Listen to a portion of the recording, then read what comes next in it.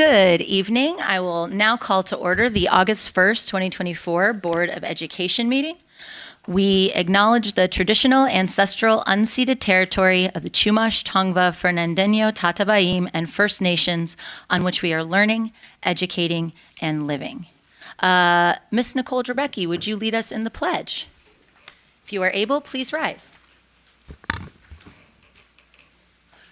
Okay, place your right hand over your heart. Ready, begin. I pledge allegiance to the flag of the United States of America and to the republic for which it stands, one nation, under God, indivisible, with liberty and justice for all.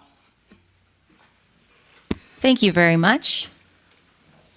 Ms. Quiterio, please take the roll call at this time. Member Ferguson is not present today. Member Tabbitt. Present. Clerk Ponter Kamkar. Present.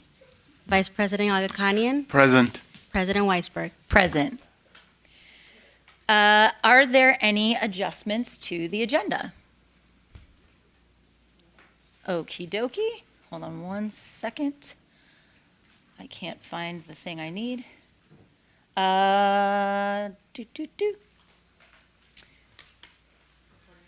Yes, no, I just have something written down, so I wanted to find it again. Do we have any items for future agendas? I have one. That's what I was looking for. I would like to revisit the board policy. I can't remember how long ago we put it into place, limiting the trips, the out-of-state trips our students can take if those states don't align with stated board and district goals. And I'm bringing this up because of 11D, which is not an issue because it's in California. So I would just love us to revisit that and talk through it because I know that somebody asked about it pretty recently. That's all I got. What's the urgency on that request? I mean, I think probably we should do it sooner rather than later, only because that will probably be an issue that will come up rather quickly in the school year. So whatever is reasonable, understanding that we're about to start the school year and knowing that it's going to take a little bit of time, but next couple of months, I think. Yeah, and that list gets updated by the state and federal government all the time. So if we're going to align to that, we should bring it back and look at it. Exactly. Anybody else? Okay. We're going to move to 8 reports from the board and staff. I'm very happy to see our BTA president, Nicole Drebecki, here. Did you have anything you wanted to share? Excellent. Come on up.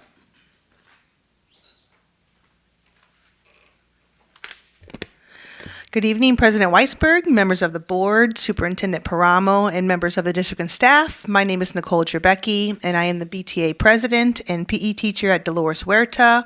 We had a great turnout at our new hire orientation today, and I'm so excited to have our new hires at BUSD. They all seem very excited to be in Burbank, and many new hires left other school districts, including Glendale, Santa Clarita, and private schools to come to Burbank. I told them this is a great place to work and they will enjoy this community. I would like to thank all the board members who came today, as well as BUSD Cabinet, HR, all the TOSAs and induction for being a part of this joint new hire orientation. As we look forward to the new school year, our members will look forward to the new support for our ELD students and newcomers as they transition to our schools. I would also like our principals to have monthly meetings with our BTA reps to ensure that we are addressing any issues or concerns that may come up each month at various school sites. BTA looks forward to the continued partnership between the administration at all sites and continuing to work well with the district office administrators. Just want to remind our BTA members that there will be a back-to-school pop-up book sale on Saturday, August 3rd from 11 o'clock to 12, and it's located at the Burbank Central Library, which is 110 North Glen Oaks Boulevard. Thank you. Thank you. And just to follow up very quickly, I know we just sent something out, but the whole book sale at the Central Library is from 11 to 2. It's K through 12 books, and they have graciously made just 11 to 12 reserved specifically for BUSD staff.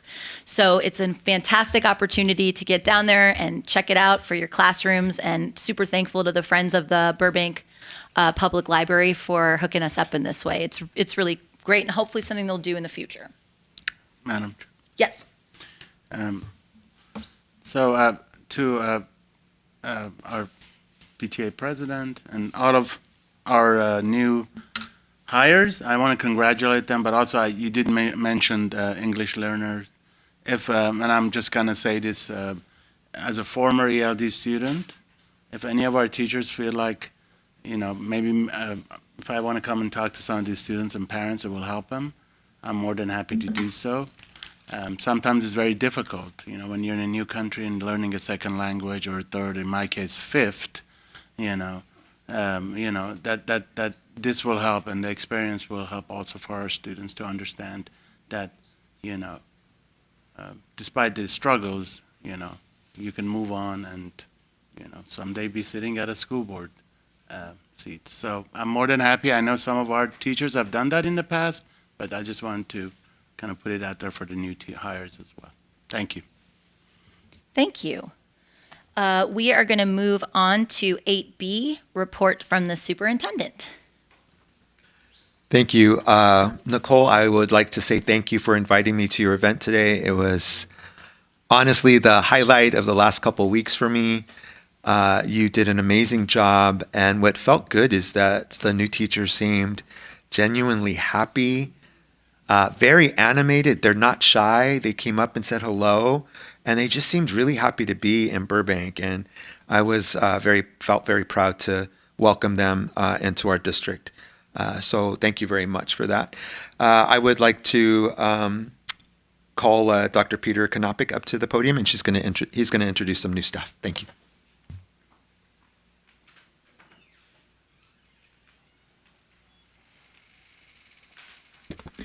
Good evening, Board President Dr. Weisberg, Vice President Dr. Gagakanian, Board members Abby Punzer Kamkar, and Ms. Tabbitt, Board member. This evening it's my pleasure to go ahead and introduce 3 new staff members to our instructional team. And I'll start out with our Director of Child Care Programs, Ms. Laura Flossie, if she'll join me at the podium.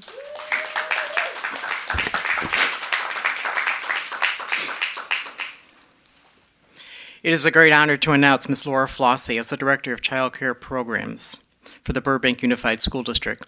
Laura has served Edison Elementary with steadfast commitment and a full heart, making a significant impact on the lives of students and staff alike. While her absence at Edison will be deeply felt, we are excited that her expertise will now benefit all of our children across the entire district at the elementary and middle school levels particularly. Ms. Flossie has served in public education in the Los Angeles area since 1990. She began as a classroom teacher with a bachelor's degree in Latin American and Iberian Studies at the University of California at Santa Barbara. And she holds a teaching credential from California State University, Los Angeles. In 1996, Laura was then selected to serve as a bilingual resource teacher. She then earned a master's degree in educational administration at the University of Southern California, USC. Fight on.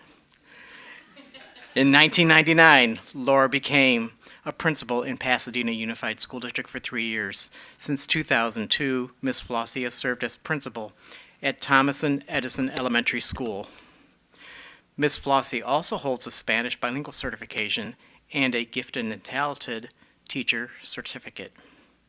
As principal at Edison, Ms. Flossie has served in a collaborative manner with all staff and all parents, implementing her vision that all children can and do learn. She believes strongly in differentiation. She supported her staff in making educationally sound decisions that programmatically benefit all children. Her love for learning and desire to keep current has created a positive reputation for Edison Elementary School. Once again, it is my great pleasure to introduce Laura to you and to the community. Laura?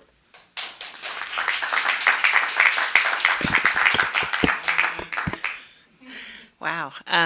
board members especially, and my colleagues now that I've been working with, but now in a different capacity. I can't tell you how excited and overjoyed I am for this opportunity. I'm gonna get a little. It was a hard transition to wrap my head around it, and I can't tell you the excitement I have. A slight bit of fear, but I'm ready. I'm ready to go, and I just can't wait to take on this new challenge. And with lots of help and lots of questions, I'm ready to do it. But thank you so much for giving me this opportunity.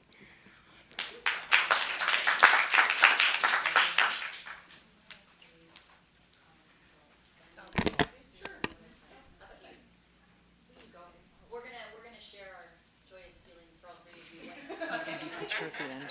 At the end. And we'll do picture at the end too. Okay? For my second public announcement, I'd like to introduce our new principal at Walt Disney Elementary School, Ms. Michelle Green. Ms. Green?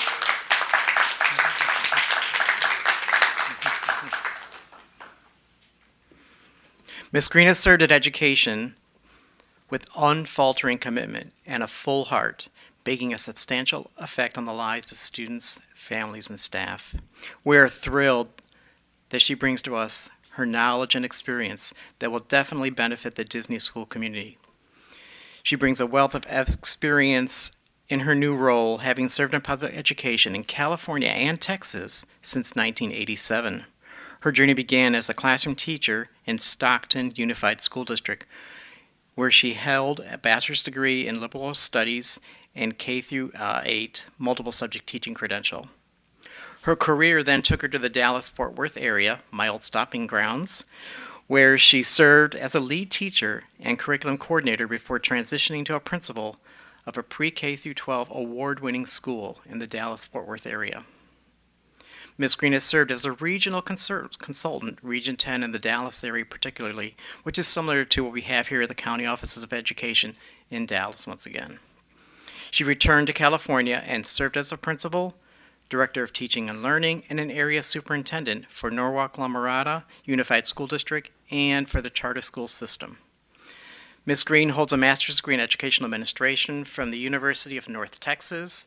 Augmenting her career, she has also served as an English immersion instructor at Shenyang University in the People's Republic of China. It is with my pleasure to introduce Ms. Green.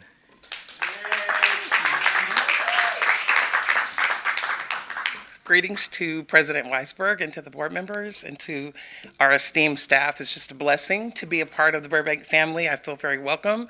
I've had the opportunity to meet our PTA executive board and incredible teachers, and the whole Disney family is amazing. I am really thrilled for this opportunity and look forward to serving here for years to come.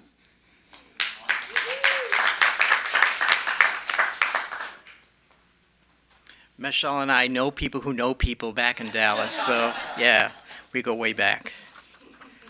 Didn't know each other then, but anyway, wished I did.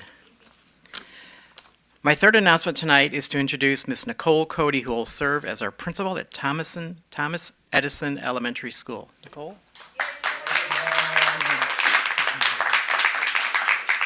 Nicole has served Burbank Unified School District since 2015.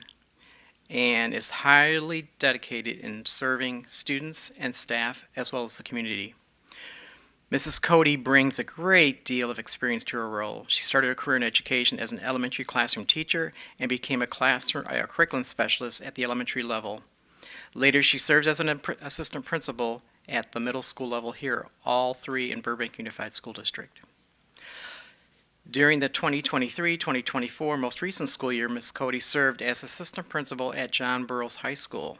So she has a breadth of knowledge, TK through 12, which is really wonderful in serving elementary schools. She holds a master's degree in educational curriculum and instruction from San Diego State University and an administrative degree from the California State University, Los Angeles. Nicole grew up in the San Fernando Valley, where she attended LAUSD schools and graduated from Birmingham High School. When Nicole's not working, she enjoys traveling and being outdoors with her son and her husband. So with great pleasure to introduce Nicole Cody. Nicole?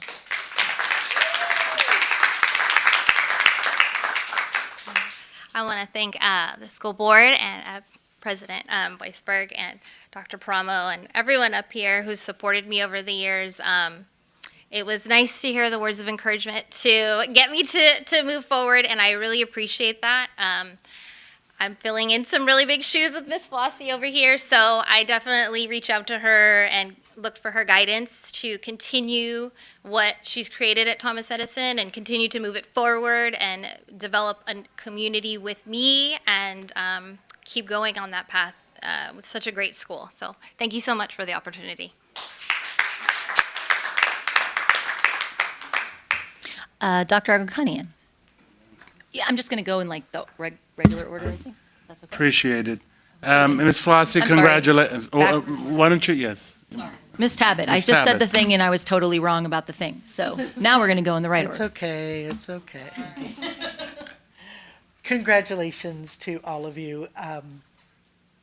If you listen to me one time, every time I speak about this district, I just, ooh and ah about it. But it's really because of the wonderful people we have in place that do the yeoman's work for our students, and it's greatly appreciated. So thank you for taking on your jobs, whether you think it's going to be a challenge or not. It might be, but I have faith in all of you to get this job done well and for the best interest of our students. So thank you for your time and energy. I appreciate all three of you. Kamkar? Thank you. This is super exciting. So, Ms. Flossie, I have gotten to know you a little bit over the last couple years, and I'm really excited to see you step into this role. As you know, walking into it, we've had some tricky challenges in childcare, and it's something that we know our families really want. We know we're oversubscribed in some places, and I really look forward to you putting all of your efforts against getting it really right for our kids and our families. I saw every time I was at Edison, I just really thought about just your commitment to like creating joy at that school and just excellence. And, even going back to what Dr. Arcani was saying, like really trying to figure out how to communicate with your students who were coming from different countries, middle or end of the year, right? And so I'm just really looking forward to seeing your efforts against our childcare challenges, because they are many, and I know you can do it. And Nicole, you're probably right. You do have big shoes to fill, but I'm very confident you'll be able to. I've heard such amazing things about your work at Burroughs and Huerta, and this is going to be a really exciting time for you. And I think you're such a good fit for the Edison community. So I'm excited to see that. And Screen, I'm so pleased as a Disney parent to be going into this school year knowing who our new principal is going to be. But more than that, having someone with such deep experience guiding the school.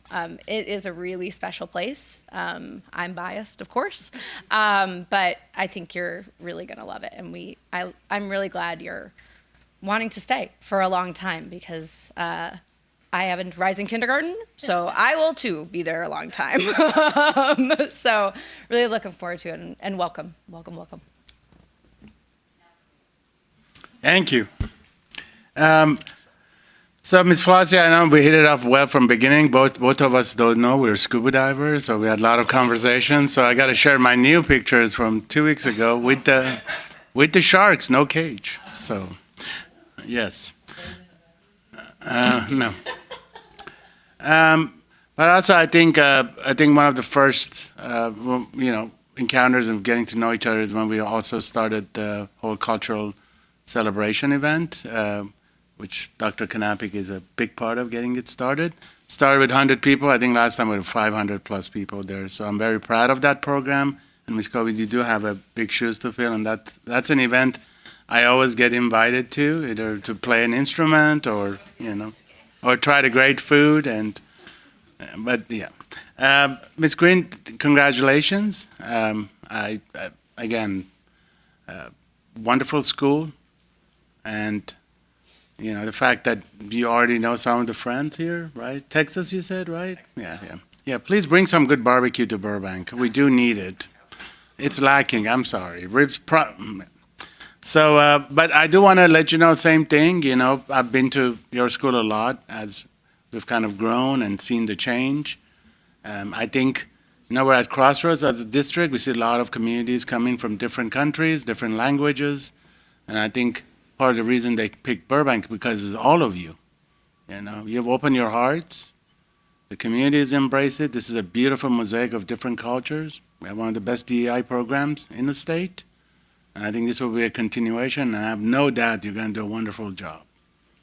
And Ms. Cody, and you know, thank you for your humility and filling in big shoes. But again, I love your schools. I use your field all the time. So don't be surprised if I'm playing soccer with our son in your field. And it's a wonderful, safe area. People love it. I know a lot of people on Chandler just come for Edison, for the field. And I think, you know, you're going to do a wonderful job. But again, you have all of us here supporting you. So congratulations. And I look forward to working with you. Thank you. I'm not going to talk about shoe size. But I am going to just say how lucky we are to have the three of you in these positions. And I also think it speaks to the district and your commitment that we see people, it's homegrown, right? And Ms. Green, it will be soon. But for Ms. Cody, Ms. Flossie, the fact that you are growing within the community and now you're going to be able to take the phenomenal talents that you have and expand your reach and impact. We're so lucky. And Ms. Green, what you're bringing to the district, again, we're so lucky. I just get more and more excited every time new staff is introduced because it just feels like the district is getting better and deeper as far as like skills and experience. I said this today at the new teacher orientation. I feel like this is the place to be right now. That Burbank Unified is we're in an extraordinary moment, and that would not be possible without all of you and you. And so we're so excited to have you as part of the community. And we don't just say it, we mean it. I think this is one of the real benefits of Burbank Unified is that we're big, but we're not so big that you can't reach out. We will respond. We will show up, not just for the good stuff, but for the challenging stuff as well. So I hope you'll take us up on that because I know all four of us truly, authentically mean it. So I can't wait to hear about all the amazing things that happen this year and beyond, and just welcome. Don't feel embarrassed if you want to go now, too. Be free, run free, or stay. President Weisberg, yes. do you mind if I make a couple comments as well? I guess. Please. Laura, you've been such a good friend and colleague for almost 2 decades now. And we're an amazing principal, great leader. I think this job is perfect for you. You will have tons of support. I'm just really grateful that you're up at the district office helping us out. Nicole, it has been a pleasure to coach you for several years now. And what I will tell you is what I love most is that you're so ready and open to try new things, to take advice, to be coachable. You got shoes to fill, but I'm telling you, I am not worried whatsoever at all. And, you've got me on speed dial. If you need something, you just let me know. There you go. And Ms. Green, I want to tell you, you have one of the most impressive resumes I've ever seen.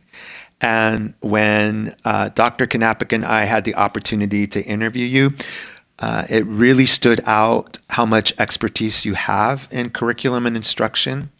But if I'm being really honest, the reason why we hired you was because of your heart. You have a heart for kids, and that is 100% what came through in your interview. And that matches what is needed at Disney and what they expect at Disney. So I think this is going to be a great match. And I want you to be successful. I will ensure you're successful. You reach out when you need help, and we're always going to be here, and we'll always run down if we need to. Make sure that we're there to help you out. Thanks.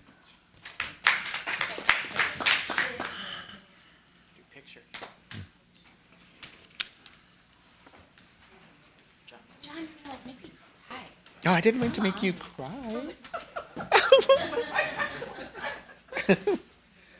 Oh, do we take? We're not in the. Are we in the picture? Come on.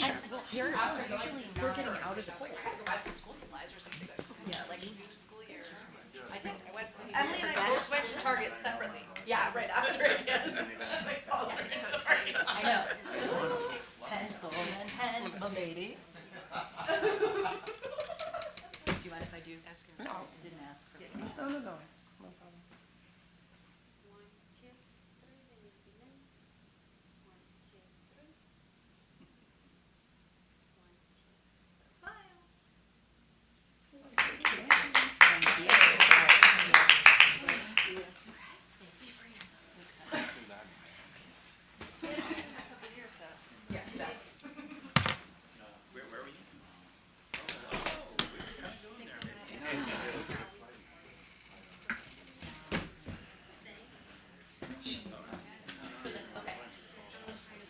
Oh, there is. It's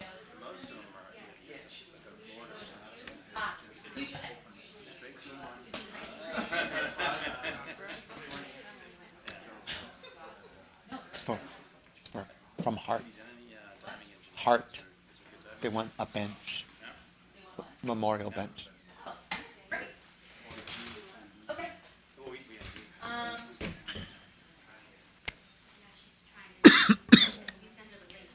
I'll read the stuff I have to read before, and hopefully. Oh yeah. Okay, we're going to move on to 9, request to address the board. Any individual or group representative present this evening may address the Board of Education on any agenda item or on any subject within the jurisdiction of the school board by completing a white request card and turning it in to Ms. Quinterio. Speakers are requested to state their name prior to speaking to the board. Not more than 5 minutes may be allotted to each speaker except by unanimous consent of the Board of Education. The superintendent may refer the matter to the proper department for review. The district is providing alternatives to in-person attendance for viewing and participating. I believe we have one virtual speaker.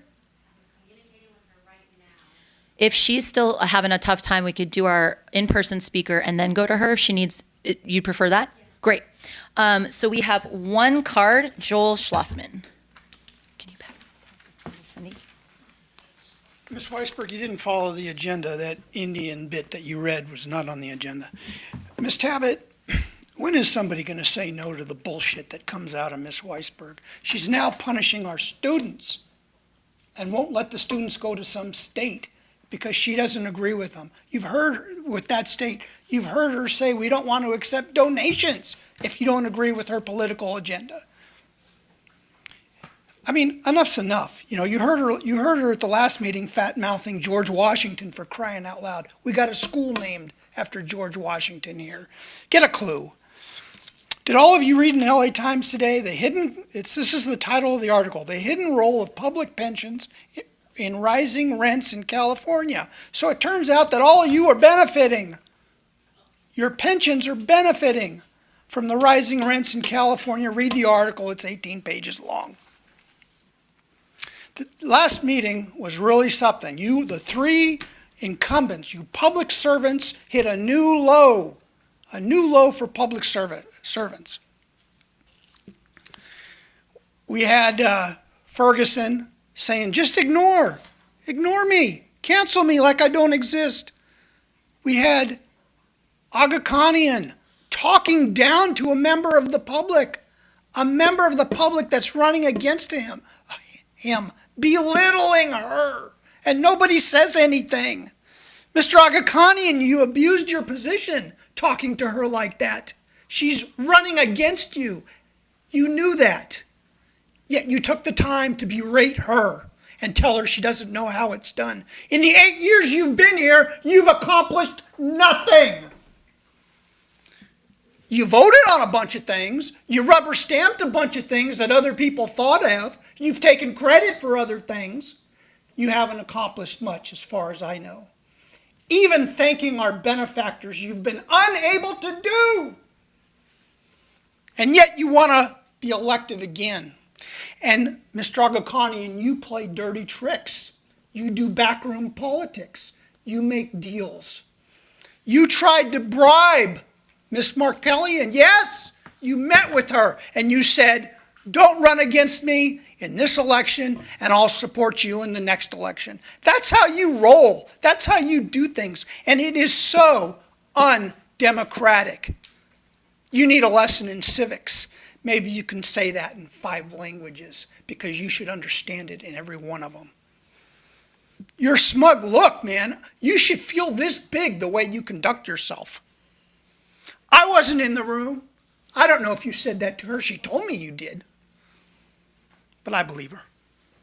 Now, let's talk about this letter. You had a meeting back in April with your teachers association, and the 3 of you made a deal. You made a deal to exclude everybody else. Yeah, you did. We're going to talk about it. You wanted their endorsement of the union and the teachers association, and you got it. Here's the letter. Don't act dumb. Here's the letter. As far as I know, you released it on purpose to intimidate candidates. Maybe your union did. That's how they fight. That's how they fight. But they got something in return from the deal. They got the support of pay raises from you. It says so in here that they're going to get your support. And it's not in the best interest of the students. It's not democratic. Yeah. Mr. Agakanian, at the last meeting, you told us you were not property managers, you're not property developers. Do you remember saying that? You shouldn't be in that business. That's not what the union says. The union says the 3 of you, I'm going to read it, they are open to finding other means of funding our schools, such as rental income. Do you think we should trust you with $457 million? And the specific language of this piece of crap bond says that you can develop property. You can buy more property. And it fits into what you told the Teachers Association because you're looking for their support and they're looking for more money. And you've conspired is what you've done. You've conspired. It's serious business what you've done and what this union has done. Why would you exclude all the other candidates? If somebody better comes along, these guys did, and you met with them, you should read this letter. I've given it to the newspapers. I hope they read it. I've talked about it at City Council. It's very damning. Boy, man.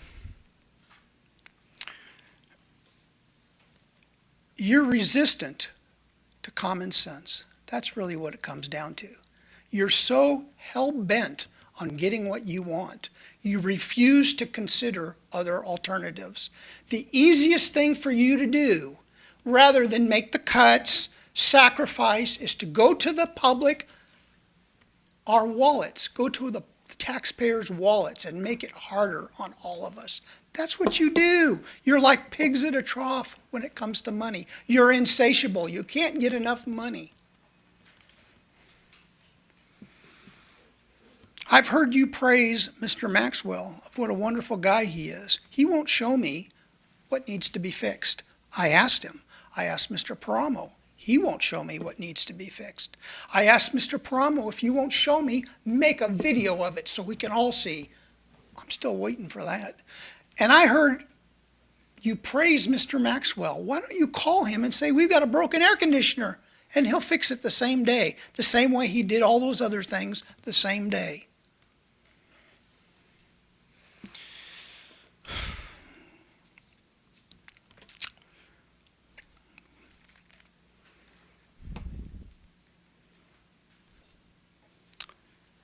I don't know what to do. I really don't. It just seems like you hit new lows all the time. Why is it? Why don't you consider somebody else's point of view instead of canceling them? Do you see me smiling? I'm not. You are. But it's other people have points of view that disagree with you. Your point of view is not right all the time. I'm going to tell you something. People may make mistakes. None of us are perfect. And the way you hold grudges, like George Washington, the way you fat-mouthed George Washington at the last meeting, yeah, go back and watch the meeting of what you said. You said you're going to rip every person that I say you're going to rip. I don't know, 25 seconds. Oh, it was well over 5 minutes now. It seemed like it to me. Great, so then time is up. Well, it's not my fault. This thing still says 18 Didn't blame you. seconds. Your time's still up. Thank you. Our next speaker is Miss Martha Walter on behalf of Sam Benson, who is our virtual public speaker who's having a tough time getting through. So thank you. Thank you so much for allowing me to speak tonight. I'm sorry that Sam wasn't able to log in. I'm going to read for her the text that she had prepared for tonight. Hello and good evening, President Weisberg, Superintendent Paramo, and esteemed council members. Thank you for taking the time to be with us here tonight. This is for Samantha Benson, and she is the current president of the fundraising committee at Bret Harte Elementary School. As you all know, the end of this past school year was hit with an unthinkable tragedy when we lost a longtime member of the community, our beloved kindergarten teacher, Karen Lombardo. Of a career that spanned 33 years, 30 of those were spent educating, nurturing, and loving the kinder kids that walked the halls of Bret Harte. I'm sure you can imagine the void that was felt the last few weeks of school as we adjusted to life without her in the classroom, walking the hallways, or dancing along with the other teachers during the spring dance. I'm joining you all today to request your endorsement to install a bench on the front yard of Bret Harte Elementary School under what was Karen Lombardo's kindergarten classroom windows, with a plaque dedicating the bench to our beloved teacher's legacy. This would be along Jeffreys Avenue side, close to the Ontario Street intersection. So many people in Burbank community have had their lives touched by her in some way, both big and small, and we as a community, along with a blessing from Karen's husband Vince, feel that this would be a beautiful, tangible way for our students, parents, and Bret Harte families from years past to remember her. We have secured the donation of the bench from the city of Burbank, and with your approval, would like to move forward with this project. On behalf of the Bret Harte community, I thank the board for your time and for your consideration of this project. Thank you so much. Okay, so seeing no other cards at this time, we are going to move to superintendent responses. Or response, one or two, whatever you want.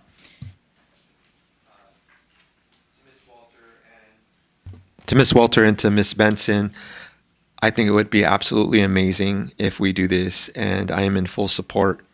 I think this will go a long way in not only memorializing the phenomenal impact she has had on a community, but it will also help us, I think, as a community to deal with the loss and the grief of losing someone that is so important to us. So my recommendation to the board is that we honor the request.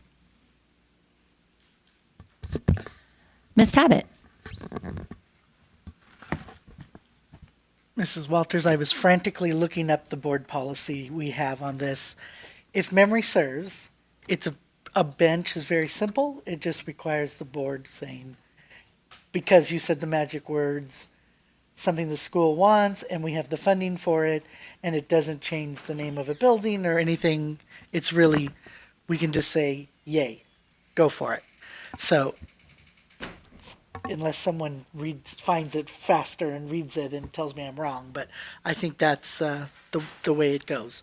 And I, for one, am 100% supporting putting a bench in honor of Miss Lombardi at your school. I think it's a beautiful and touching addition and lifelong and easy to maintain, and it just fits perfectly. So get a yay from me. That's all. Thanks. Ms. Ponser-Kamkar. Thank you for coming down to speak. I love the idea of a bench. I've thought a lot about the loss that the Bret Hart community has experienced. I've talked to a number of parents, especially over the summer, who talked about how hard it was those last couple weeks. And I think this is a really beautiful gesture, not only for Miss Lombardo and her family, but for you all to process and grieve. I think that's really important. I think it's really important to show children that it's okay to have hard feelings, right? And that it's okay to both remember someone with joy and to be very sad that they're gone. And so I love that you all have brought this to us. I'm in very much support of it. And thank you for being so gracious in bringing this to us.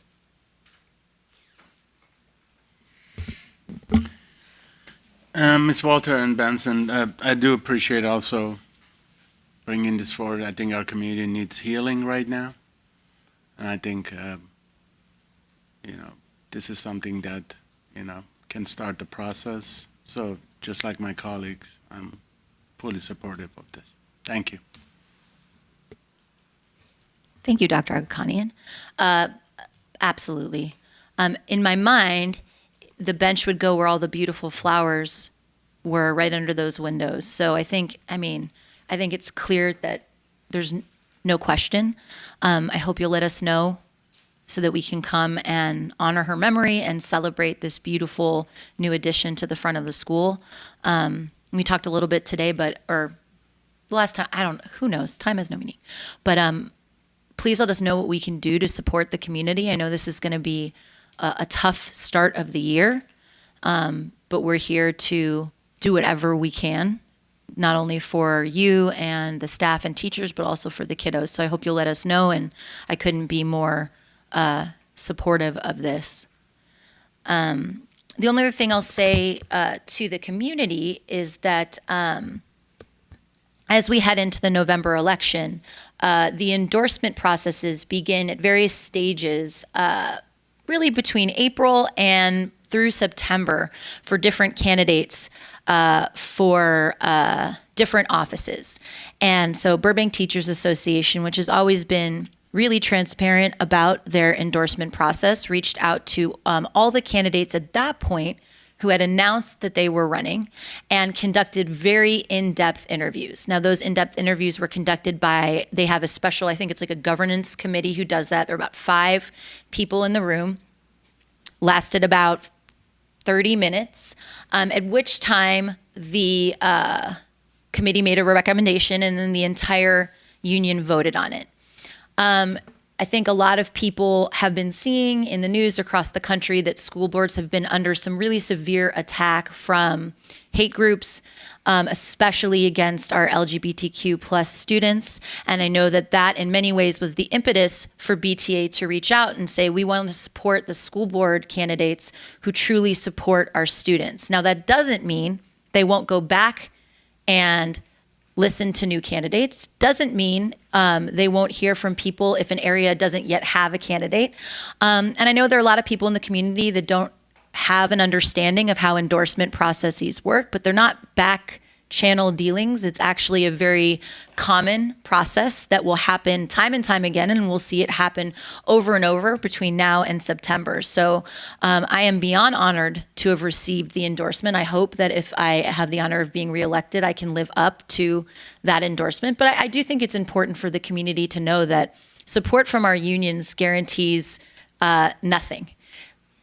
Their endorsement says, we appreciate the work that you've done and we're looking forward to working with you in the future. I will share that in 2020, my first time I ran, I did not receive the BTA endorsement, and I worked my butt off for them and would do so, no endorsement or endorsement. So again, there's going to be people who come forward between now and November 5th and try to scare people into thinking that there are insidious things happening.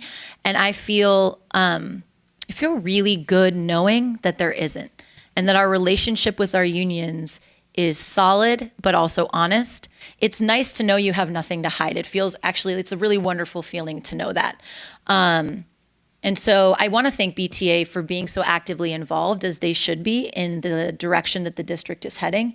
And I know that all 4 of us up here no matter the endorsements we receive or we don't receive, that we're going to do the same job either way and hopefully be held accountable to not only our union members, but to our families and our teachers and our students. So I just wanted to clarify, because I think for our community, this election is going to be a big deal. It's the first time we're in areas, so that's confusing.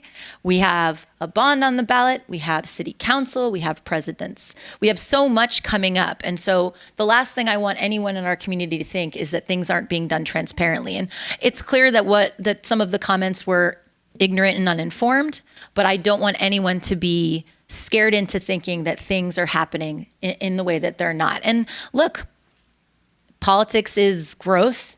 And I think all four of us up here, the least favorite thing that we have to do is run and rerun. It's the literal worst. It's horrible.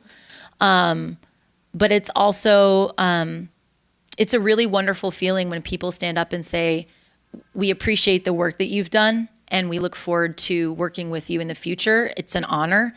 And for the endorsements we don't get, I know we use it as an impetus to work harder and to try to make stronger connections and do a better job. So I just feel like it's important to say that to our amazing community, and most of them, I think, know and understand that. Ms. Tabbitt and then Dr. Agakanian. Thank you. I need an addendum to my report. You may addendum. I found the board policy thanks to Dr. Knappich for the bench at Bret Hart. A request has been made during public comment. She cited the funding sources. We need to add it to our next agenda. You don't need to come back, Mrs. Wilson. Dr. Knappich said he would create the board report and we'll vote on it at the next meeting. Right. So that's officially the correct answer. Fantastic. So we'll make sure that it's on the next. Dr. Agakanian. And also for clarification, I always encourage people to read candidates' either statements or websites. Some candidates actually have written that they do not ask for career politician endorsements or teacher unions. Mm-hmm. So, again, I think it's important that people are well informed. It is election season, I understand. But at the same time, I think it helps if, we go and read some of these candidates' statements. Some of them just don't want endorsements, apparently. So, thank you. Oh, wow, did I just forget that? There is one other item that I am very appreciative to you for reminding me, because I was just about to move on. Hold on one second. I just need to, here it is. Okay. Thank you. All right, let me scroll. Okay, so this is, we're sharing this with the community. This afternoon, Mr. Ferguson tendered his resignation, effective immediately. Because Mr. Ferguson chose to resign with less than 4 months left on his term, the board is not legally able to appoint someone to represent Area 1. As we, as board members, serve at large, please be assured that everyone in our Burbank Unified School District and community will be represented as they always have been. Upon the advice of counsel, we will now read the letter he submitted. Dr. Paramo and the residents of Burbank.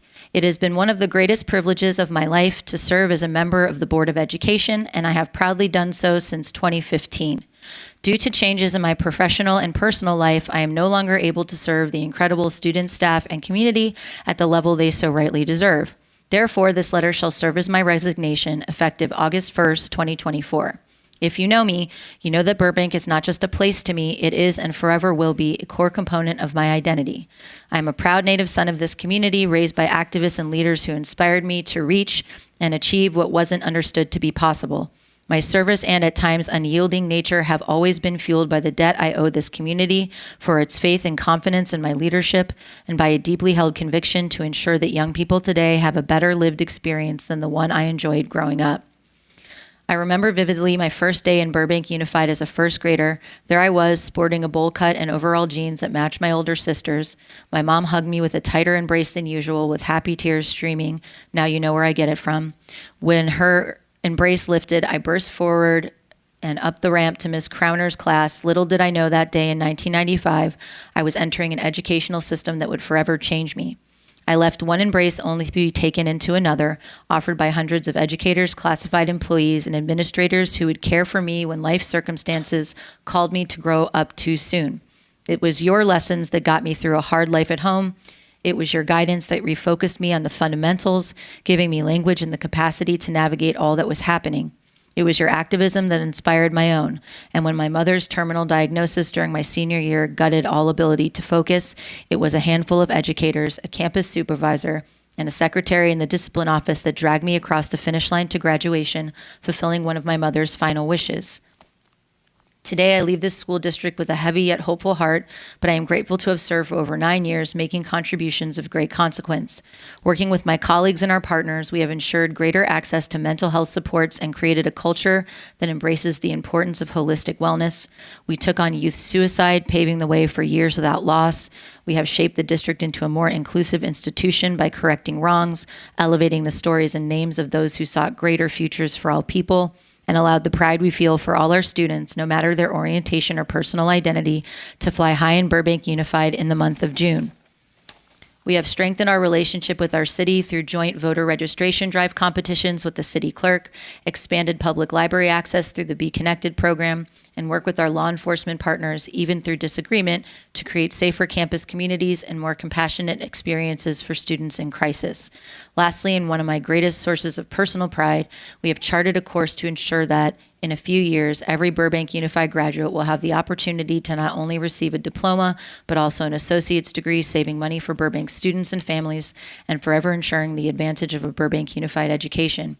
I have poured my heart into getting these initiatives accomplished, but it was the work of my soul to ensure the execution of these programs and the leadership of this district would be carried out by a compassionate, innovative, and inspiring educator, our superintendent of schools, Dr. John Paramo. I want to thank the community for the opportunity of a lifetime. Although I end my service a few months short of my term, I believe I have demonstrated the benefits of electing individuals who don't always fit the cookie-cutter mold.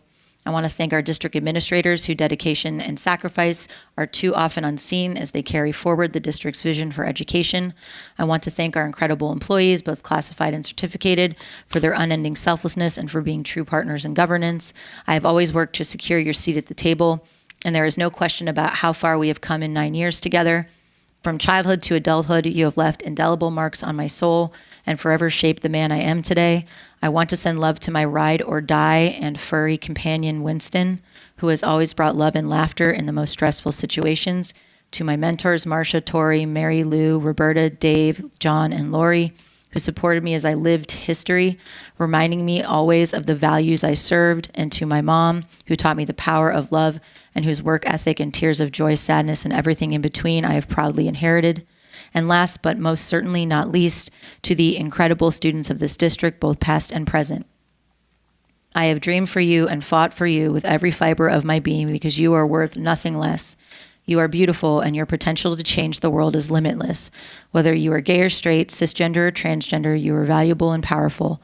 Always reach for more. Be the splash, not the ripple. And never forget that what makes you different, maybe even weird, is the very thing that is your superpower. Develop it and own it as truly the thing that people will know you for, love you for, and miss you for when your story is told. Burbank, I have given you my youth in service. It is one of the greatest gifts a person can give. You will forever have my past, but the future belongs to me. Thank you for all the memories. I will never forget you. Yours forever in service, Stephen Lee Ferguson.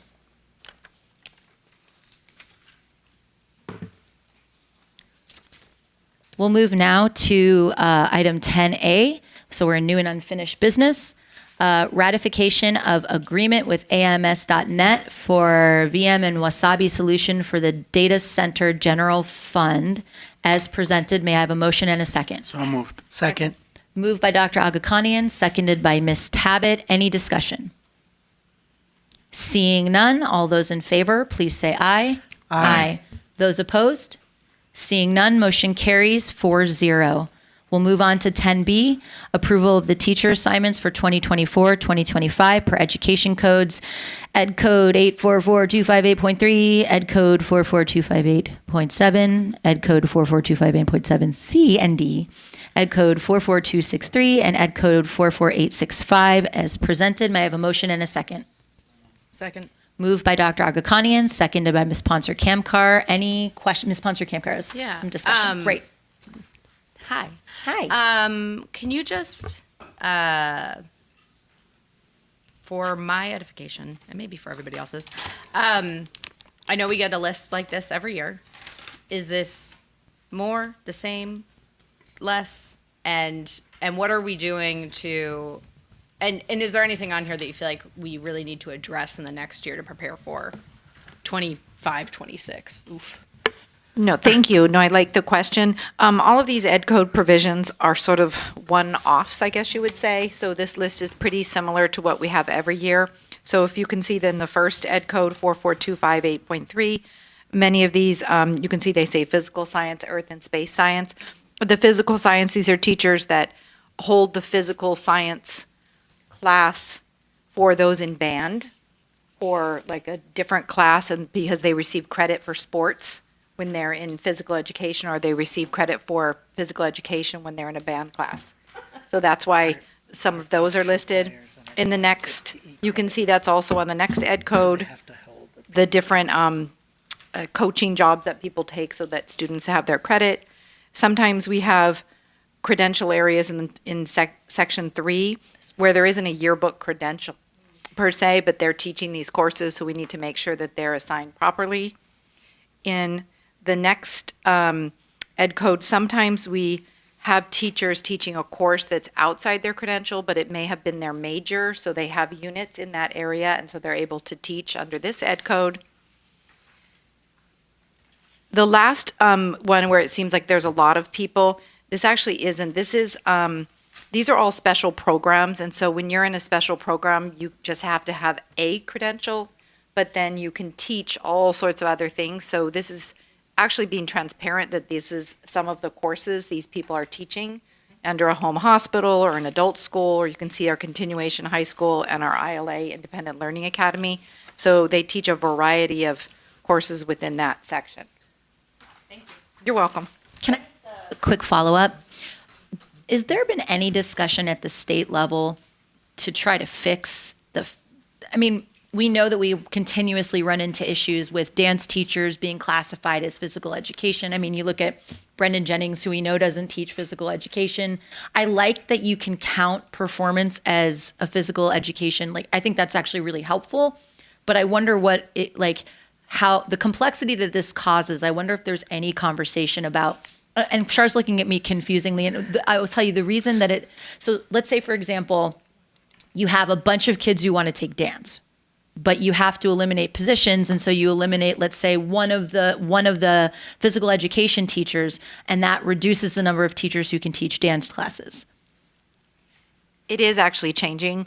And Great. if anyone else has information, I don't know if you do as well, Dr. Promo, but they now have a dance credential. It used to be only a physical education credential. So now they are starting to segment it out, and you can have a dance credential for physical education. So yes, there are things that are happening at the state level to address sort of what's happening for real at the sites. That's great. It'll make it significantly easier and less confusing when we can parse this out and separate it from PE. So I think that's going to clarify a lot. I will also say that over the course of the last almost 2 decades, this list has been cleaned up considerably, and we have done so much to address the singleton type situations, and it's actually looking pretty good. That's great. Ms. Tabbitt, did you have something? I did. Great. Can I assume under 3 that the other school sites that do a yearbook, their teachers are staffed with credentials such that they don't need to go outside their realm? Yeah, they would most likely have an English credential that would cover that. A But if they, journalism exactly, but if, credential, something exactly, along those lines? Okay, you're correct. just needed clarification. Thank you. Before we move on, I actually, this is as amended, not as presented. So do we need to go back and do the motion in the second again? Okay, so then, let me just back up. My apologies. Can I get a motion and a second for the approval of teacher assignments for 2024, 2025 as amended? So moved. Second. Moved by Dr. Agakanian, seconded by Ms. Ponser Kamkar. Is there any more discussion? Seeing none, all those in favor, please say aye. Aye. Seeing no opposition, motion carries 4-0 as amended. 10C, approval of declaration of need for fully qualified educators for the 2024-2025 fiscal year as, is this amended or presented? As presented. May I have a motion and a second? So moved. Moved by Ms. Tabbitt. Second. Seconded by Ms. Ponser Kamkar. Any discussion? I think just similar question on this one. Just Great. tell us a little more context would be great. Sure. When teachers receive their credentials, not all of them receive what's called their CLAD, and these are the English learner authorizations, especially people that are coming. Sometimes we have just new to the state. Not all states require a CLAD, but California does. So that can also apply to the bilingual authorization. So for our dual language teachers, they need to make sure they have the bilingual authorization to teach. And you can see we have 2 Spanish under the bilingual authorization. So this just gives them time. So now that they're here or whatever their program was, we can cover them under this so they can teach in the classroom, the English language learners, while they work on getting their credentials. Okay, I think that, yeah, I was a little confused by the chart, so I think that explains it. It's like, it just says Spanish. Because the first group, the 12, those are the ones that are getting what's called their CLAD. That's just the California. That's just to teach English language learners in their classroom. So as I stated, some of these people are either from out-of-state credentials or they're new to getting their credentials and they're still finishing this part while they're in the preliminary stage. And then the 4 on the next page. So these are also people that might be on an intern type credential. And so there's 1 multiple subject, 1 single, 2 special education teachers that are still in the process and just finishing up their credentials. Great, thank you. Any other discussion? All those in favor, please say aye. Aye. Seeing no opposition, motion carries 4-0. I took the wrong moment to eat a gummy cluster. So gross, I'm so sorry. We'll move on to 10D, approval of job description for school office manager for special programs, alternate education, as presented. Can I have a motion and a second? So moved. Moved by Dr. Agakanian, seconded by Ms. Ponser Kamkar. Any discussion? Where is this person going to be located? Oh, these are. This is the SOAR program? Yeah. Okay. Yeah, this is the SOAR program, and we have very specific office managers, the way that we delineate them and their sites, so we just needed to make sure we had one for this special programs and alternative education. I'll say it before, and I said it again. I'm so excited about the SOAR program. Can't even wait. Any other discussion?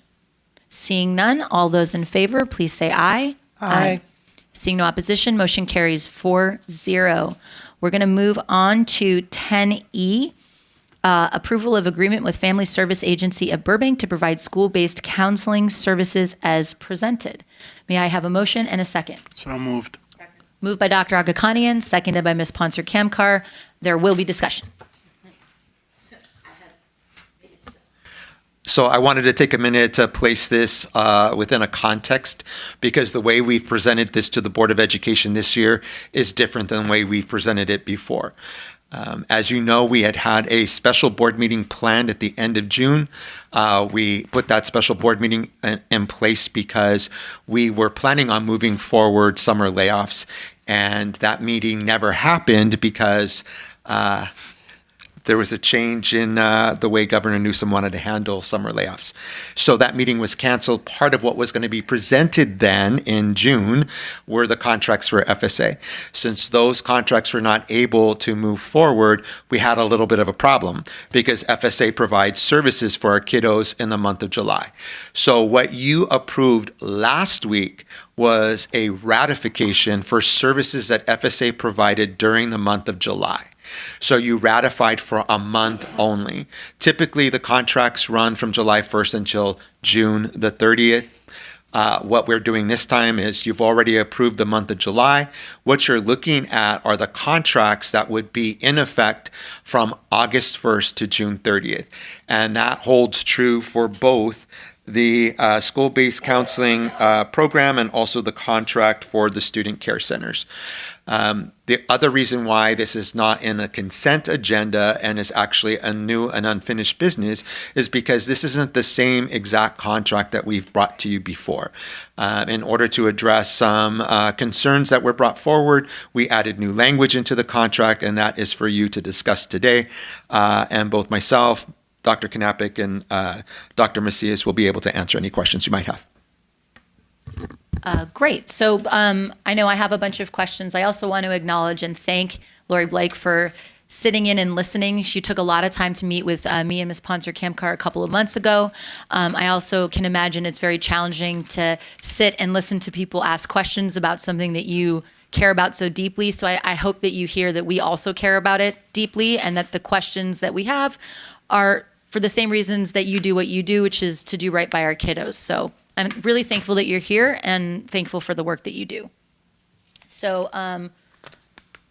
you want to, I mean, I have like 12,000 things. Yeah. So No, can you just, starting with the one to start with, I guess, can you walk us through kind of the big, or the kind of material changes between this contract and the previous? Mm-hmm.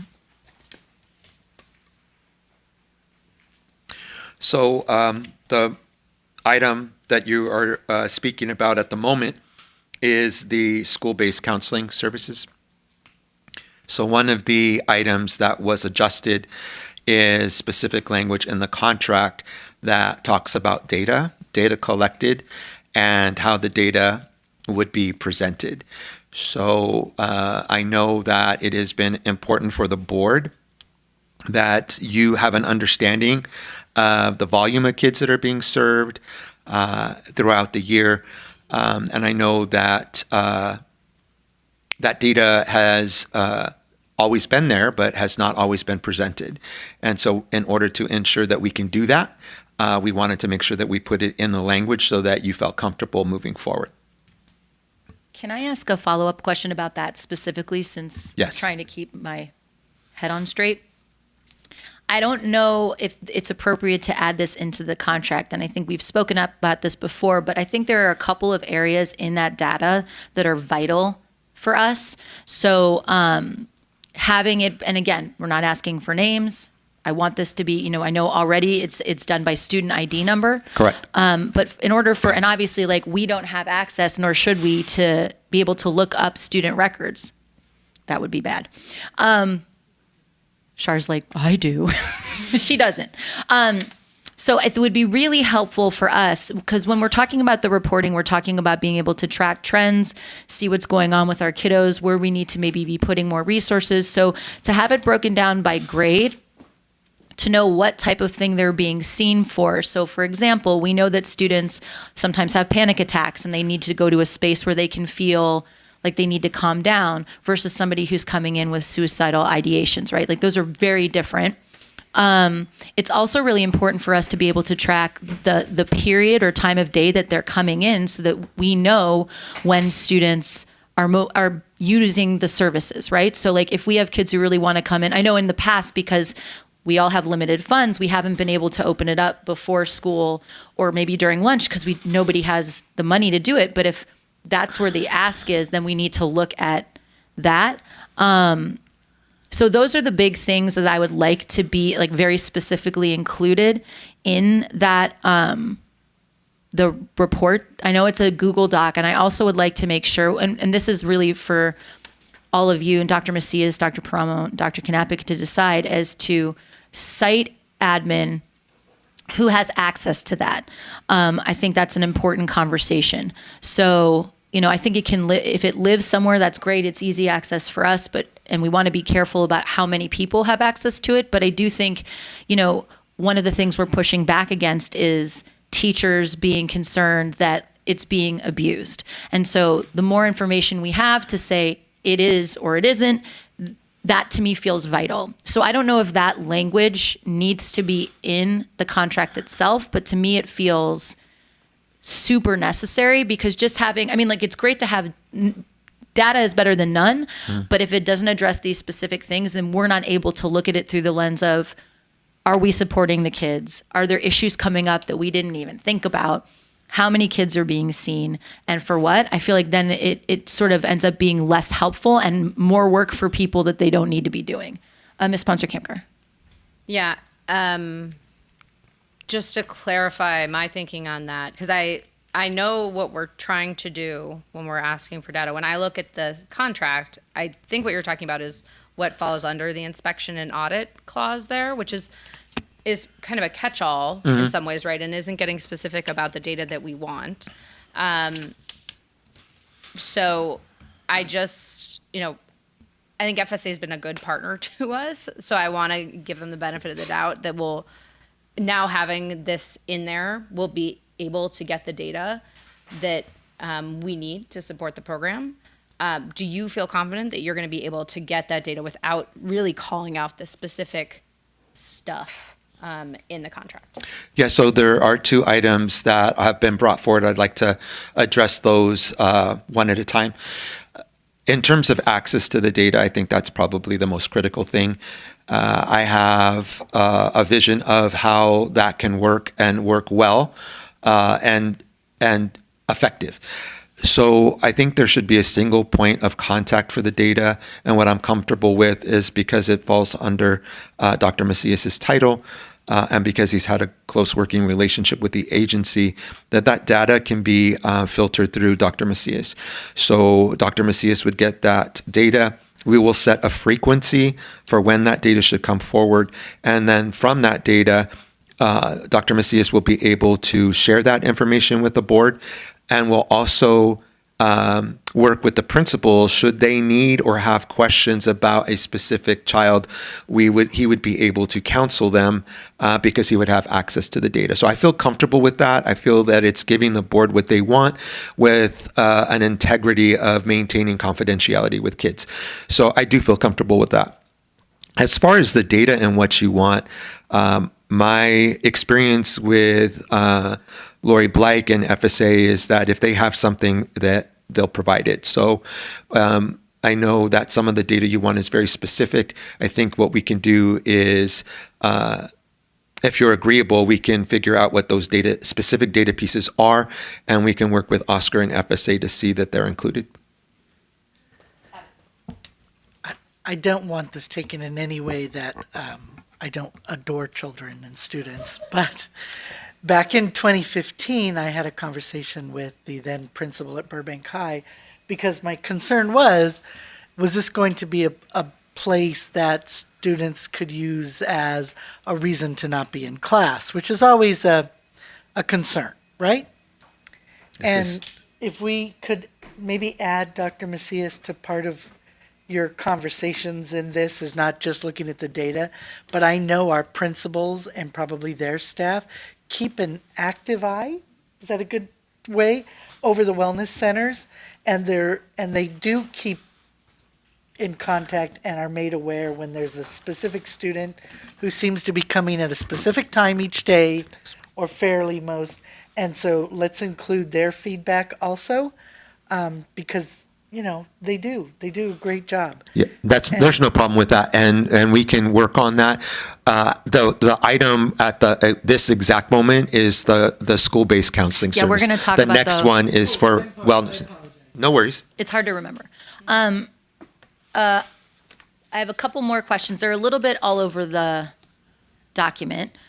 So I'll jump back to the first one I had, which is thank you for explaining the summer contracting. So can you talk a little bit about, I imagine somebody could say, why do we pay FSA over the summer if all of the kids are home? So can you share with our community a little bit about what actually does happen over the summer, because things are happening?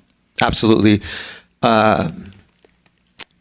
We recently spoke about the Burbank Unified School District really truly providing wraparound services for our kids. And so when we have students who have ongoing mental health needs, that it doesn't end when summer begins. So some of our kids need to be in therapy regularly, need and want to be seen regularly, and FSA provides the opportunity for that to occur.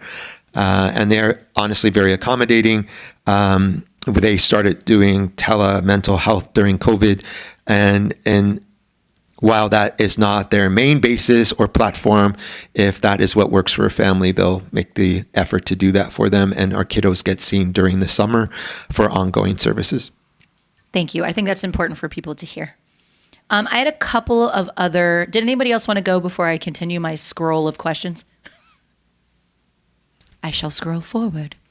I wanted to talk a little bit about 504s and just ask, how are our, so let's say a student goes to counseling, how are we making sure that the therapists are getting the information they might need if a student does have, and then we talked about the fact that our special education students often go through a different route, but if a student has a 504 for, let's say, anxiety or whatever it might be, how are we sharing that information so that the therapist has that at the ready in order to like put that into whatever treatment they're working on?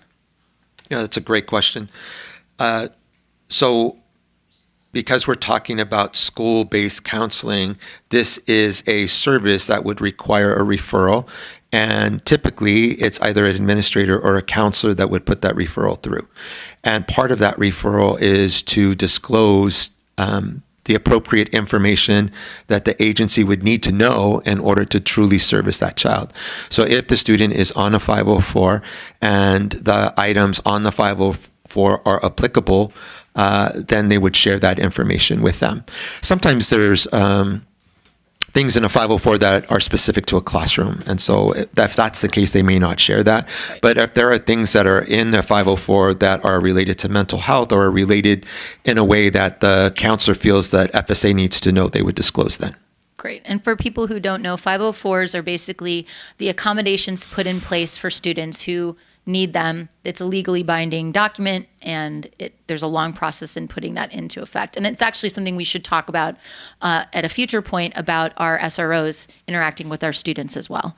Another question that I had is in regarding to, so it's listed in here as well, it should be that FSA is an independent organization.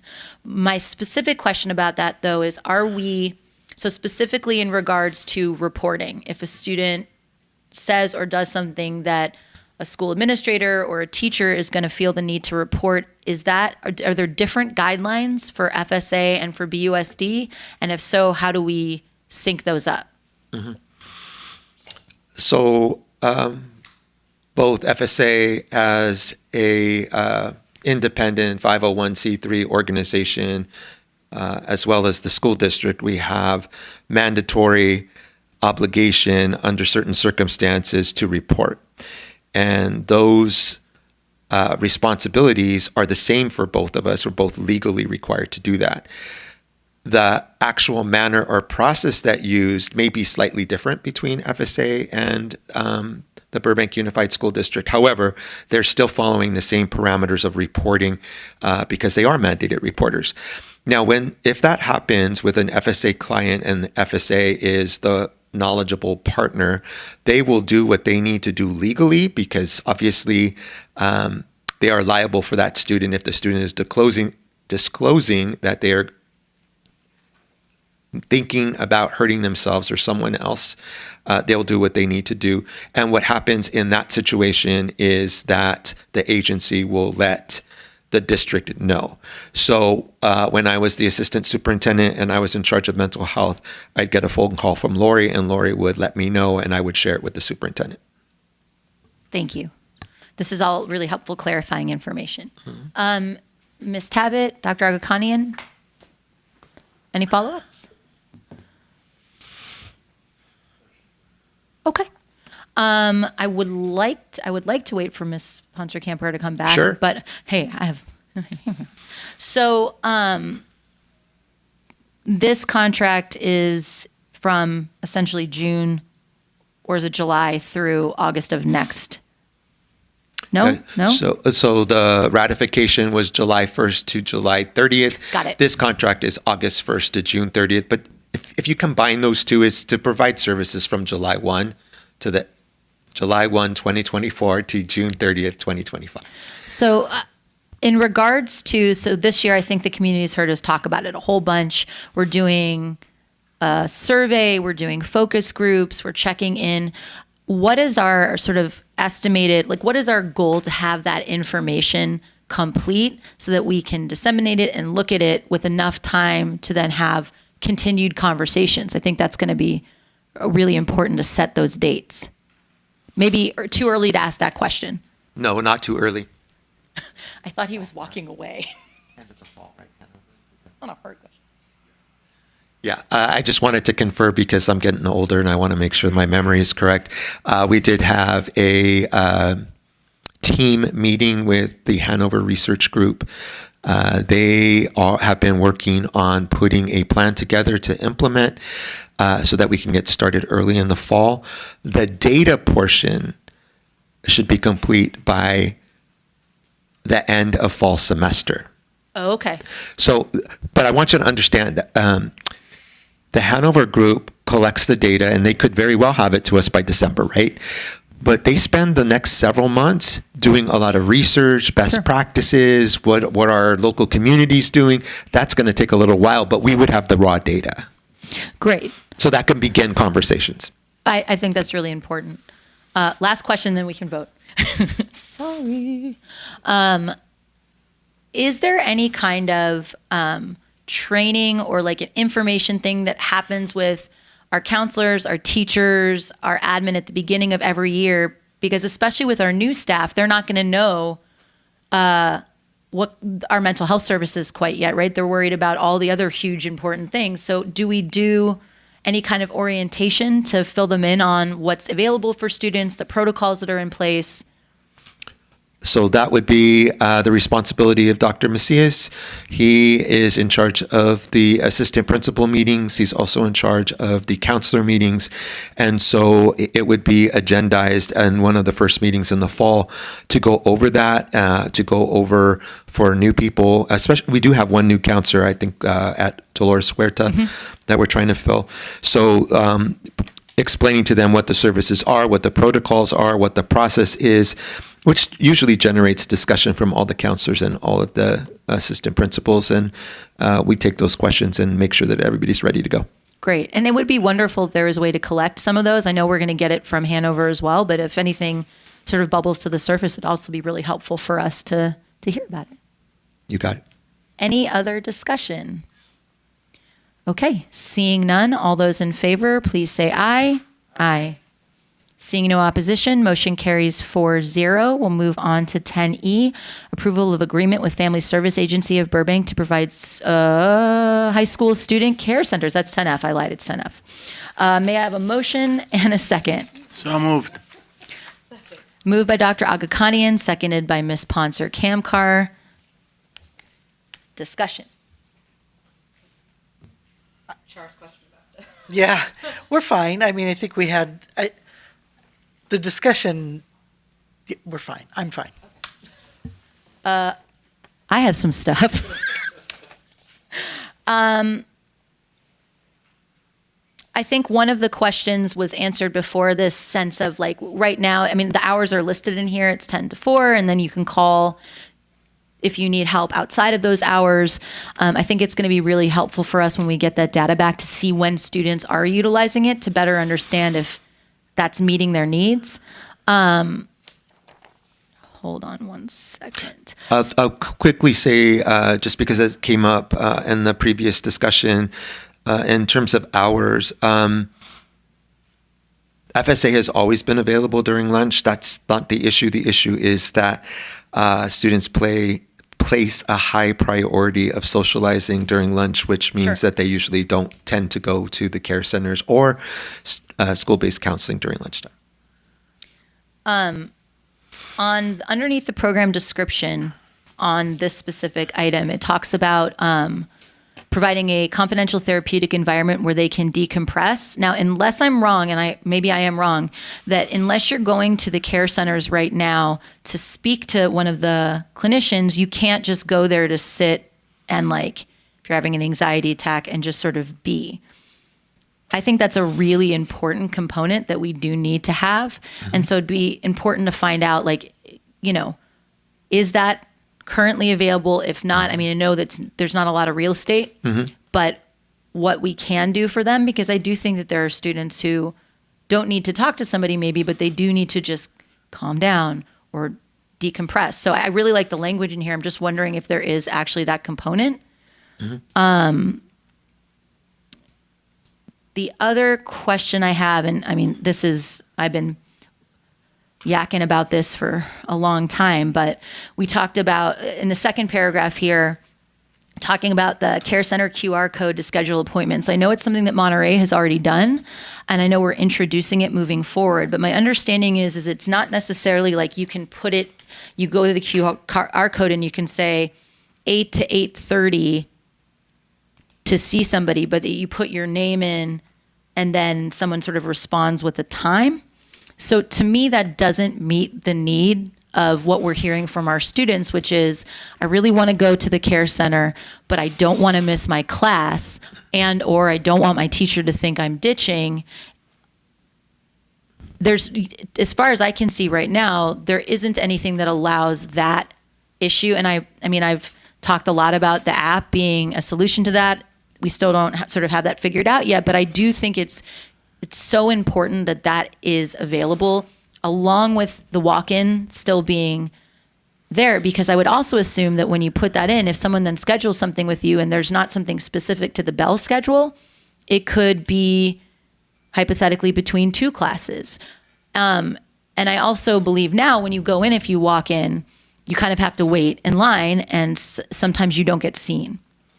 And so I think these are huge issues, and there should be tangible answers to these things so that our students are utilizing, who are truly going for help, not going to like whatever, but are being able, they know they're going to be seen. They know they're not going to have to wait in the line, and maybe they get seen, maybe they don't get seen. I think these are like really important.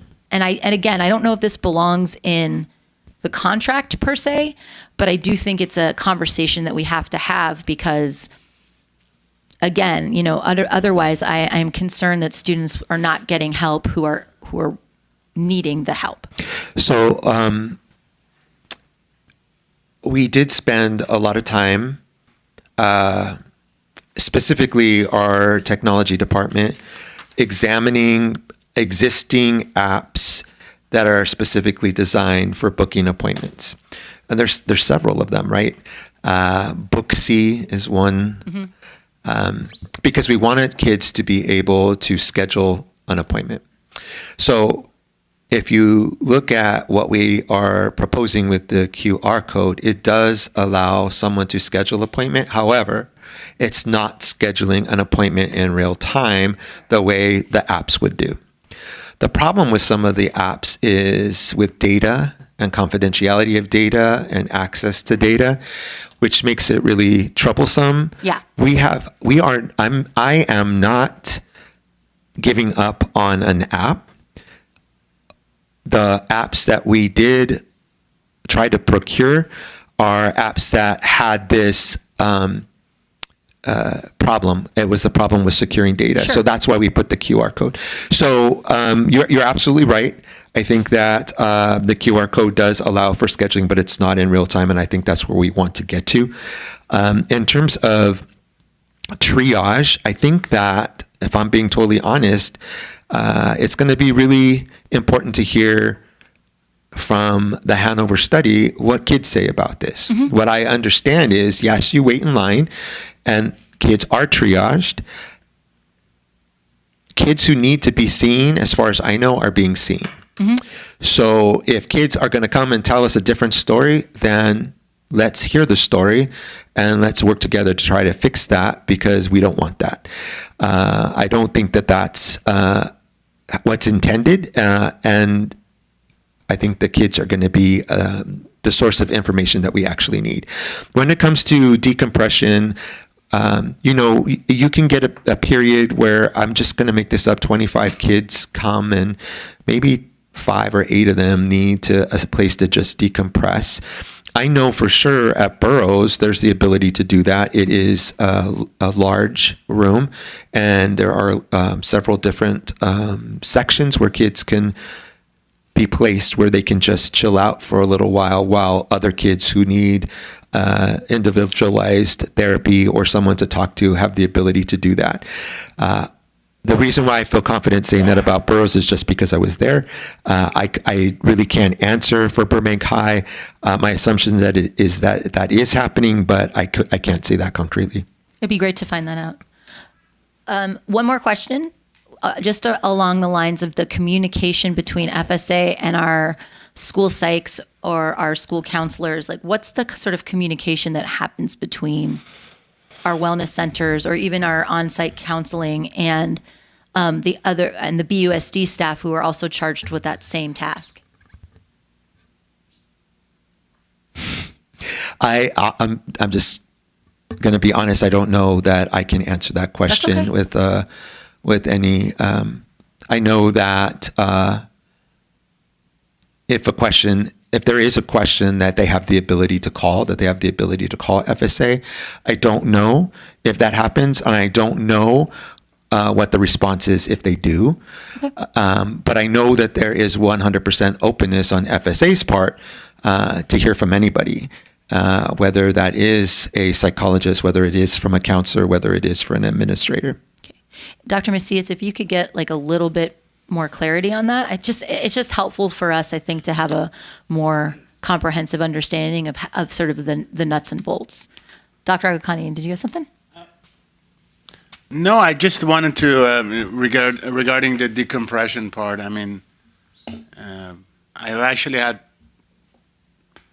people saying, how much it helped them pre and post pandemic. And sometimes some people are complaining that too many students are decompressing. But I think what the key is here for our community and our kiddos to understand that we do have these centers that have been serving a wonderful purpose, and I think we will continue to do so. And correct me if I'm wrong, Dr. Promo, not every district has such a dedicated space, right? No, they don't, and the ones that do, they don't all look the same. We had a presentation when we went to the CSBA conference, and there was a district that had what is close to what we have as student care centers. In that scenario, no child was able to be seen unless they had an appointment. So it was appointment only, where in our model, they can drop in. I will tell you that philosophically, the concept of no barriers to service for kids, who wouldn't want that? I'm an advocate for that. It does have unintended consequences, and we need to work on that. Kids are kids, and kids act like kids, like they're supposed to. And what I would say to you is there are kids. We know there are kids that are trying to be at the care center because they didn't study for their calculus test, right? But there are also kids there that really need help, and trying to navigate that is difficult. And it's something that we have to figure out. It's something that we have to address. What I will say to you is that this is what we're trying to do in Burbank is very unique. Nobody wants to take this on. It's hard. And there are growing pains, and this is where we are, and we're trying to do the best for our kids, and we're trying to do it in a manner that is respectful to the professionals that are in the care of kids. For example, teachers who are also concerned. Teachers who are concerned because Johnny has missed 5 days this week, or 5 times this week has been gone, or whatever the case may be, whatever the scenario is. And so they're concerned as well. And I want to be respectful of that. And I want to make sure that we're doing our best to mitigate anybody who's there who really doesn't need to be there. And I really appreciate your comments, because I do want to acknowledge staff and everyone for doing this, because some districts will just say, we're not interested. Mm-hmm. It's very complex, but at the same time, I think a lot of districts are paying attention to Burbank and what we're doing. So thank you for all you do, and Yeah. thank you for this presentation. I just think that it's critical for us to be flexible. It's critical for us to constantly re-examine what's working, what's not working, how can we make it better. I know that our team is committed to that, and I don't doubt that FSA is committed to that. We have some work to do, and so we will look at that, and we will continue to get better and get better and get better because our kids are worth it. Ms. Tabbitt. And in line with what you're saying, it does take a quality partner to help us, because this is not our wheelhouse by ourselves. I mean, yes, we have quality people who could, but I'm thankful for the partnership with FSA over the years since 2015 when we started. There's been all kinds of changes and growth and step backs and move forward, and FSA has been superiorly, I know that's not a word, but I can't think of a, supremely, thank you for that, helpful in the ebb and flow and the growth of what we were looking for in a program, and I'm appreciative of that. So they're a good partnership to have, so thank you very much. Any other discussion? Okay. All those in favor, please say aye. Aye. Seeing no opposition, motion carries 4-0. We'll move on to item 11, consent agenda. Would anybody like to pull anything from consent? I had a question about something, but I don't want to pull it. So let me make the motion in the second, and then we can I have a motion and a second? So moved. Second. But we're not pulling anything. We're just talking about them. Yeah, we're not pulling. Okay, so wait. Yeah, no, I Moved just- by who and seconded by who? Yeah, I Moved second. Moved by Ms. Ponser Kamkar, seconded by Ms. Tabbitt. A discussion. Yeah, Dr. Pramo, I just sent you a question that I don't know that you'll be able to answer. It's not urgent, but like, for example, we have a PO for this year for $86,000 for Brinks, and my understanding is that we're moving to mostly non-cash at the district office, so that seems like an easy thing to, it looks like it was approved back in 2016, so maybe that one can go. I am glad that you brought that up because, yes, we have been moving towards not accepting cash. But what I will tell you is we have received this summer several concerns brought forward by parents who are questioning the legality of not being willing to take cash. So it's something that I'm going to work on with the CBO to see where the lines are drawn in terms of our school district being able to continue with a debit card only type system. So I think that what we can do is we can look at that, and if we're in good standing, then we could talk about this contract here for sure, because then it would make sense. I don't know if when we start to delve into the issue, we have to make adjustments. Okay. Yeah, I just was picturing them like picking up Exactly what? $300 Yeah. or something and being like, Yeah, wow, point this is taken. Totally worth it. Point So, taken. Thank you. That's true. Yeah. My question was in regards to 11G, which is the agreement for the transportation. So I wanted to know how long we've contracted with them and how many students we serve. And this could be a question that we're going to have to come back and answer, which is completely fine. And also wanted to know if we've explored any more sort of like eco-friendly ways to transport our kiddos. I think it could be worth exploring. And I also believe that there's probably some funding out there for that. So again, I did not expect anyone to be able to answer these, but they're just questions that I wanted to bring up. I was just consulting with Dr. Knappich. We can bring this one back. Great. So do we want to pull it then? All right, so then let's pull 11G. Just kidding. All right, so we'll pull 11G, we'll come back. So then we're looking at approving 11A through 11F and 11H as presented. I just need to do a re-motion. Moved by Dr. Agakanian, seconded by Ms. Ponser Kamkar. No. She already moved the consent agenda, and I second it, and then we had a discussion. So you need to ask her to amend her. Does she agree to the amendment Do you agree to the amendment? 100%. as her movement? And my second will continue as well. Okay, so same, moved by Ms. Ponser Kamkar, seconded by Ms. Tabbitt. You don't get to do anything. No, I thought that was for discussion. But then I pulled it. Right. Yeah. So it's an amended poll. Yeah, no, that's right. Just don't call me fat-mouthed. Don't call you Don't what? fat-mouth me. Ooh. You can bad-mouth me, but don't fat-mouth me. Okay. I do. What a putz. All right.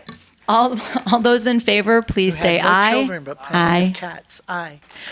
Seeing no opposition, motion carries 4-0. We will move on to report from board members, but before we do, I'm going to read the retirements real quick. Please. So, thank you to Kathy DiNapoli Picciolo. Please, if I mispronounce it, I am deeply apologetic, who joined us in 2002. Thank you to Melissa McLaren, who joined us in 2006, who worked in food services. Thank you very much. To Rafael Majana, who started in 2005 and is one of our amazing custodians, and to Jose Ontiveros, who is one of our drivers, and he began in 2001. So thank you so much for your unbelievable service to the district. You will be missed. Ms. Tabbitt, we'll move to board comments. Real quickly, I have one. I would just like to thank John Burroughs High School and Mr. Kenny Knoop for my wonderful Burroughs High School swag t-shirt. Greatly appreciated, Burbank. Thank you, John Burroughs. I think that's a hint that other schools should give Shara a t-shirt. We can't be bribed, but we can be clothed. So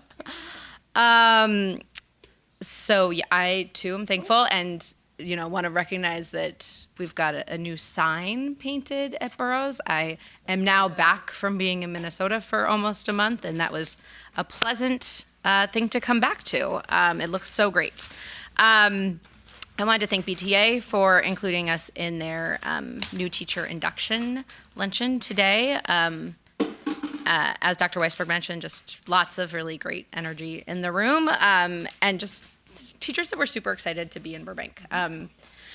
And always great to see that.